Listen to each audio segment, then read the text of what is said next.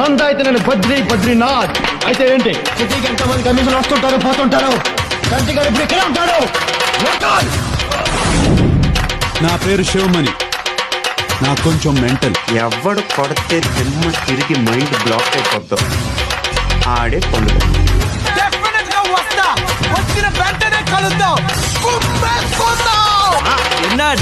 ఎన్నా ఆంధ్ర ఎన్నద్దా, తమిళనాడు ఎన్నద్దా, తమిళ ఏంటి తెలుగేంటి డార్లింగ్, గొడవైంది కూడేసుకుందాం.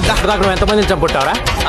5, 10 నేనెంతమందిని చంపానో తెలుసా?